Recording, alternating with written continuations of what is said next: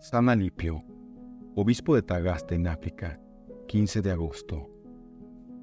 No suele pecar de pródigo en los elogios el martirologio romano, cuando anuncia o comenta la festividad de sus santos, pero en la de San Alipio manifiesta cierta delectación en exponer con detalle las relaciones de este santo con el gran obispo de Hipona, como si el haber merecido la íntima amistad de San Agustín fuese hermoso timbre de gloria y casi garantía de santidad.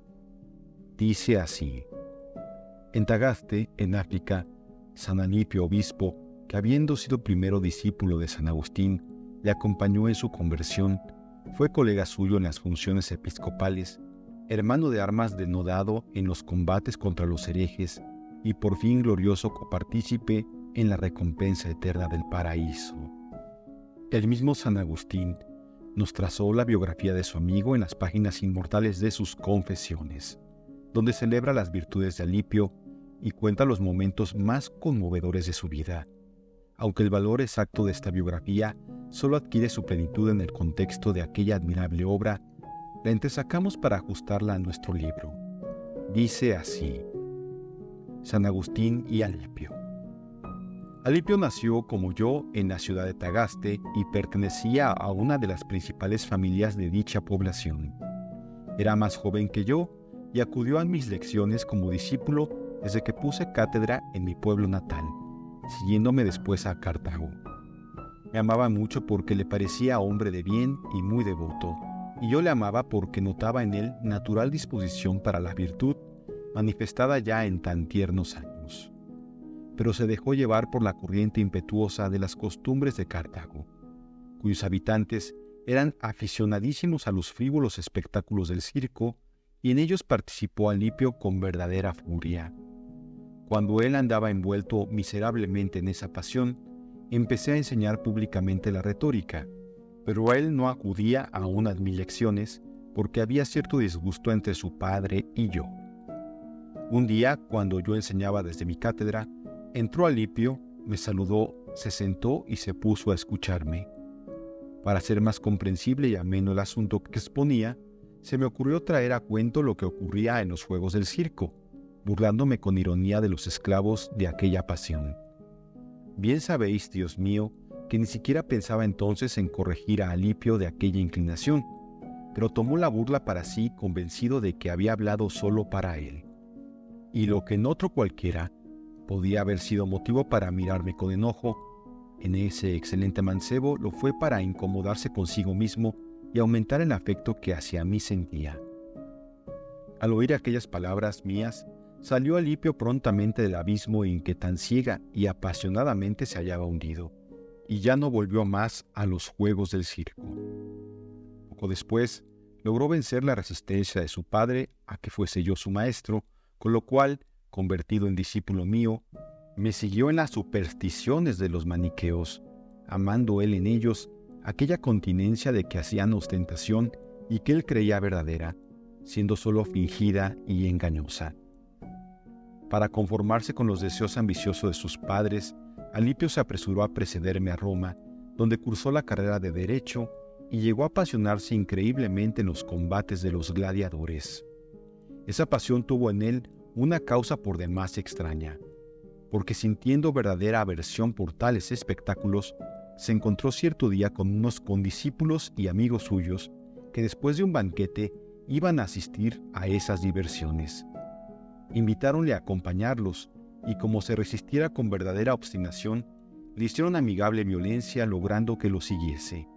Pero les decía: aunque obliguéis a mi cuerpo a ir al anfiteatro y me coloquéis entre vosotros, ¿podréis por ventura forzar mi alma, ni mis ojos, a que presten atención a tan bárbaros espectáculos? Yo estaré allí como si no estuviera, y triunfaré de ellos y de vosotros. Mas sus amigos no le hicieron caso y le obligaron a entrar. Todo respiraba allí la voluptuosidad de la sangre, y estaba el anfiteatro rebosante de gente, de modo que se colocaron donde pudieron. Apenas sentado, cerró Alipio las puertas de sus ojos para impedir que su alma presenciase aquellos horrores. Ojalá que también hubiese cerrado los oídos, porque en un incidente del combate se elevó de todos los ámbitos del anfiteatro tan formidable clamor que conmovió su alma, y creyéndose bastante preparado para vencerse después de haber visto, se dio a la curiosidad, abrió los ojos y quedó su alma más gravemente herida que el desgraciado a quien con ardiente mirada contemplaba, desangrándose en la arena, y que había provocado el ingente vocerío. En cuanto vio la sangre, bebió con los ojos la crueldad y ya no volvió la cara para no ver, sino que abrió más los ojos con ansia de contemplar aquellos furores. Los saboreó con delectación apasionada y se embriagó en la voluptuosidad del espectáculo. Ya no era el mismo joven que allí había entrado, era uno de tantos de aquel populacho y digno compañero de los que allí le llevaron. ¿Qué más diré? Vio, gritó, se inflamó, salió de los juegos con una ansia loca de volver a ellos, no ya como acompañante de sus amigos, sino como capitán y guía de otros. Y sin embargo, de ese tan hondo abismo, lo sacó vuestra mano poderosa y misericordiosa, y le enseñó luego a no confiar en sus fuerzas, sino en vos únicamente, aunque eso fue mucho después. Detenido como ladrón, su probidad. Otro contratiempo le ocurrió en Cartago, cuando era estudiante y discípulo mío. Sería la hora del mediodía, y Alipio se paseaba en el foro con las tablillas y el estilo, preparando un ejercicio escolar de declamación, cuando hete aquí que un mozalbete, también estudiante, pero verdadero ladrón, provisto de un hacha que ocultaba, entró sin que Alipio le viese, y llegándose a los barrotes de plomo de los salidizos de la calle de los Plateros, empezó a cortarlos para llevárselos. Al oír los hachazos, dieron voces los plateros y enviaron algunos hombres en persecución del ladrón, pero éste, notando la alarma por los gritos, huyó tirando el hacha para que no le sorprendieran con ella. Alipio, que no le había visto llegar, le vio huir y escabullirse con precipitación, y queriendo enterarse del motivo, se acercó a aquel lugar, vio el hacha y se puso a examinarla, extrañado de hallarla allí. En esto llegaron los que buscaban al ladrón y encontraron a Alipio con el hacha en la mano. Detuviéronle y, llamando a todos los vecinos de la calle, lleváronle a la presencia del juez, muy ufanos de haber cogido infraganti al criminal. En el camino se encontraron con el arquitecto especialmente encargado del cuidado de los edificios públicos. Alegrándose grandemente, y le presentaron el preso, para convencerle de que no eran ellos, como él suponía, los culpables de las fechorías que se cometían en el foro. El arquitecto había visto varias veces a Alipio en casa de un senador a quien él visitaba con frecuencia. Lo reconoció al instante y, cogiéndole de la mano, se lo llevó aparte y le preguntó cuál era la causa de aquel desorden. Informado por Alipio de la verdad del caso, el arquitecto se volvió a toda aquella gente amotinada que gritaba amenazadora y mandó que le siguiesen. Llegaron todos a casa del mancebo ladrón y hallaron a la puerta un niño esclavo incapaz de comprender que sus declaraciones pudieran comprometer a su amo y que había acompañado a éste al foro.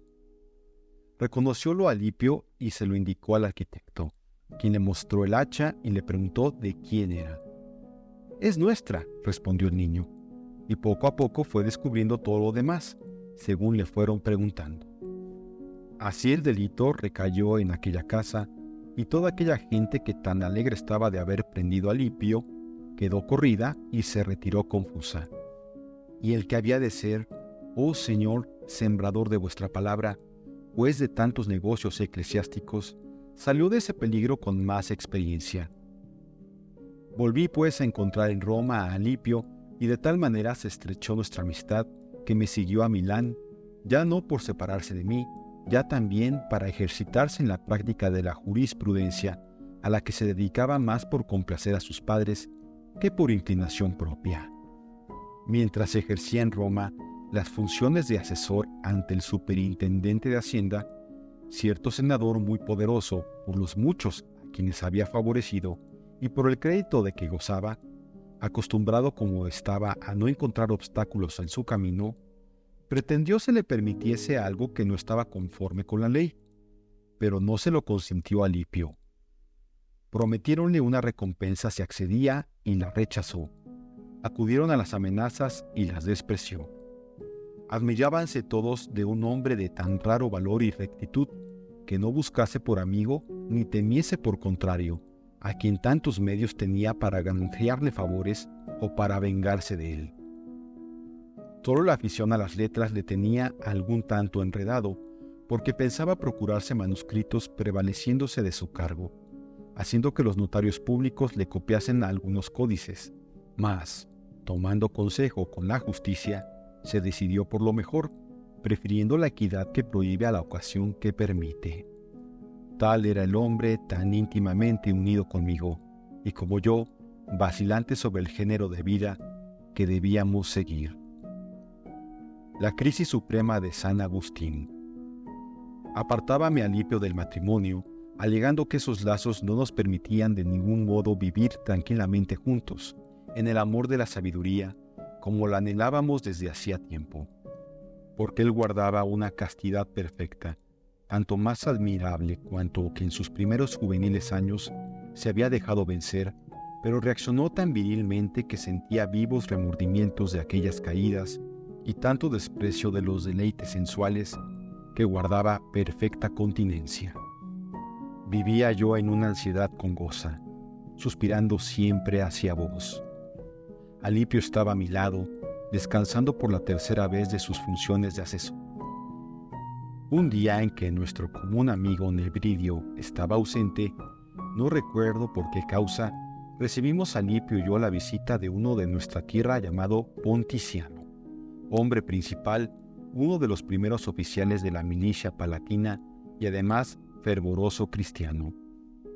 En el curso de nuestra conversación, hablónos de Antonio, solitario de Egipto, cuyo nombre, tan glorioso entre los de vuestros siervos, nos era desconocido. Oíamos con admiración el relato de tan portentosas y auténticas maravillas, recientes además y obradas por vuestros siervos en el seno de la Santa Iglesia Católica. Y todos quedamos sorprendidos, nosotros de oír cosas tan grandes y extraordinarias, él de que nos fuesen tan nuevas y desconocidas. Hablónos después de los muchos monjes que llevaban en los monasterios vida más angelical que humana, del perfume suavísimo de sus virtudes, que de aquellas soledades se elevaba hacia vos, y de la maravillosa fecundidad del desierto, de la que tan ignorantes nos hallábamos. Pero, ¿qué? Si hasta desconocíamos que allí mismo, en Milán, extramuros de la ciudad, había un monasterio poblado de santos monjes que dirigía y cuidaba el santo obispo Ambrosio. Mientras Ponticiano nos refería tantas maravillas de la gracia y de la virtud, mi conciencia se hallaba torturada por los remordimientos, y la vergüenza invadía todos los senos de mi alma. En cuanto dio fin a su relato y al asunto que motivó su visita, se retiró aquel amigo, enviado sin duda por tu providencia misericordiosa. Entonces, reflejando en el rostro la tempestad que se había levantado en mi ánimo, me volví hacia Alipio y exclamé: ¿Y qué hacemos nosotros aquí? ¿No lo has oído? Levántanse los ignorantes y arrebatan el cielo, y nosotros, hinchados de nuestra ciencia, estamos aquí revolcándonos en la carne y en la sangre. ¿Es por ventura vergonzoso seguir sus huellas? ¿No es más humillante para nosotros tener el ánimo tan apocado que nos venzan en el dominio de las pasiones y en la perfección de la vida espiritual? Esas fueron poco más o menos mis palabras, y la agitación que me dominaba me obligó a alejarme de él.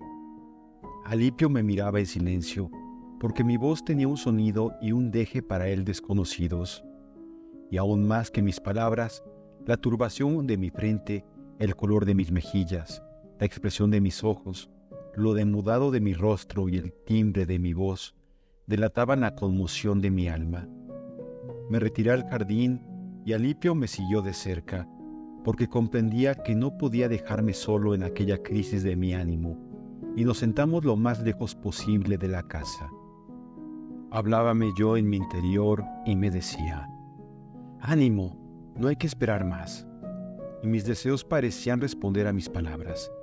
Veíame a punto de obrar y me quedaba suspenso. Los apetitos sensuales, las locas vanidades, mis antiguas amigas, me tiraban de la vestidura de mi carne y me decían por lo bajo: ¿cómo nos despachas? ¿Nunca jamás hemos de acompañarte? ¿Y ya desde ahora no podrás hacer esto ni aquello? ¿Y qué era esto y aquello que me sugerían? Oh Dios mío, apartad misericordioso del alma de vuestro siervo y borrad de mi memoria esas manchas, esas torpezas, esas infamias. Pero ya no las oía más que a medias, ya no se me ponían de frente y con osadía, sino que tímidamente susurraban a mis espaldas. Me seguían los pasos solicitando una mirada al alejarme, pero retardaban la decisión de mi voluntad. Faltábame valor para romper con ellas con brusquedad y librarme de sus importunidades, porque la violencia del hábito me hacía repetirme a mí mismo: ¿te imaginas que has de poder vivir sin ellas?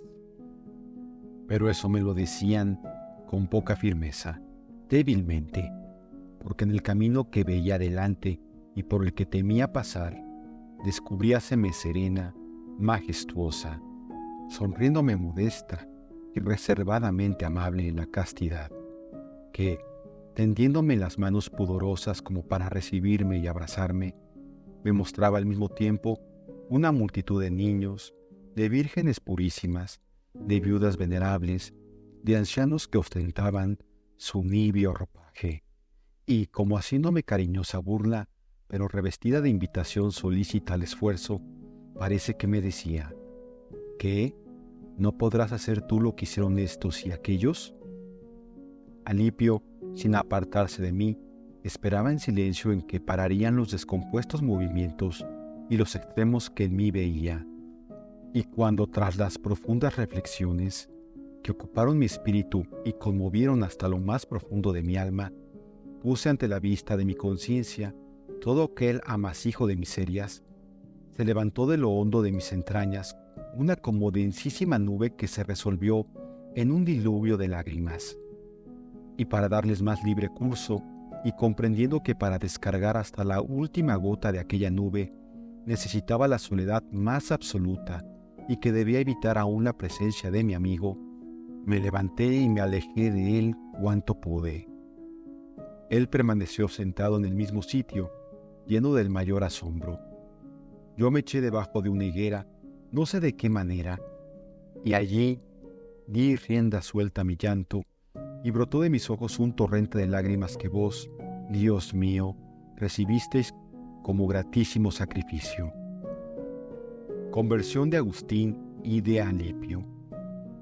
Así estaba yo cuando oí en la casa vecina una voz de niño que decía cantando: «Toma y lee, toma y lee».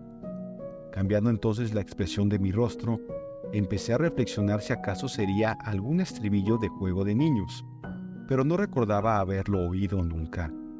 Y dando tregua a mi llanto, me levanté y tomé esas palabras como una orden de lo alto para que abriese la escritura y leyese el primer capítulo que se me ofreciese. Volvíme al instante al lugar donde permanecía Alipio, porque allí había dejado las epístolas de San Pablo. Cogí el libro, lo abrí y leí para mí lo primero con que toparon mis ojos y que decía así: «No en banquetes ni embriagueces, no en vicios y deshonestidades, no en contiendas y emulaciones, sino revestidos de nuestro Señor Jesucristo, y no empleéis vuestro cuidado en satisfacer los apetitos del cuerpo». Epístola a los Romanos, capítulo 13, versículos 13 a 14. Ni quise ni necesitaba leer más, porque luego de leídas esas palabras, brilló en mi corazón una ráfaga de luz que disipó todas sus dudas y perplejidades. Entonces no recuerdo si con el dedo o con qué objeto dejé señalada la página, cerré el libro y con ánimo sosegado conté a Alipio lo que me pasaba. Él también me refirió lo que le sucedía. Me dijo que le indicase las palabras que había leído y prosiguiendo él por el versículo siguiente, tomó para sí estas palabras: «Recibid con caridad al que todavía está flaco en la fe». Fortalecido con esa advertencia, unióse a mí sin la menor vacilación en aquella tan buena y santa resolución que armonizaba perfectamente con la pureza de costumbres, en la que desde hacía tanto tiempo me aventajaba. Dios mío, por vuestra gracia poderosa ya somos vuestros. Siento placer en publicar los incentivos interiores con que habéis domado todo mi ser, y como sojuzgasteis a Alipio, el hermano de mi corazón, al suave yugo de vuestro unigénito Hijo, nuestro Señor y Salvador Jesucristo, cuyo nombre quería él antes desdeñosamente apartar de nuestros escritos. En cuanto llegó el momento de inscribirnos como cristianos, regresamos del campo a Milán. Alipio quiso ser bautizado al mismo tiempo que yo. Ya estaba adornado de la humildad necesaria para recibir los sacramentos y dominaba varonilmente su cuerpo hasta caminar con los pies descalzos por el suelo de Italia, cubierto entonces por los hielos. Peregrino de Tierra Santa y obispo de Tagaste. Esa era el alma de Alipio, tan magistralmente revelada por San Agustín en las hermosas páginas que acabamos de transcribir. San Ambrosio bautizó a los dos amigos y a Adeodato, hijo de San Agustín, por Pascua del 388 o 389. Poco hay que añadir para completar la vida de nuestro santo, y aún en eso poco hemos de acudir a las cartas de su amigo. Después de asistir a la muerte de Santa Mónica, Alipio y Agustín se embarcaron para África. Alipio fue uno de los discípulos escogidos que formaron el primer monasterio agustiniano de Tagaste y de Hipona sucesivamente. Con ellos vivió hasta que fue elegido para la sede de su ciudad natal hacia el 394. Según el testimonio de San Paulino de Nola, conservó en su nuevo cargo la austeridad de un religioso. Hizo cuanto pudo para reprimir los abusos que se habían introducido en su diócesis y combatió la herejía. No hubo en África concilio, sínodo ni asamblea de importancia en la que no fuese uno de los oráculos, y en la célebre conferencia de Cartago contra los donatistas, él fue uno de los oradores escogidos para defender la doctrina católica. Alipio visitó los santos lugares cuando fue a entrevistarse con San Jerónimo, el célebre y sabio solitario de Belén. Como obispo, hizo Alipio cuanto pudo, y con la más afectuosa complacencia, para favorecer los trabajos de Agustín. Él hacía copiar las obras de los pelagianos para que su amigo las refutase. Él le acompañó en muchos viajes, como el que hicieron a Mauritania, delegados por el Papa San Zósimo para conferenciar con el obispo donatista emérito de Cesarea. Hay motivos para creer que, al ocurrir la invasión de los vándalos, Alipio se retiró al lado de San Agustín, a quien sobrevivió un año.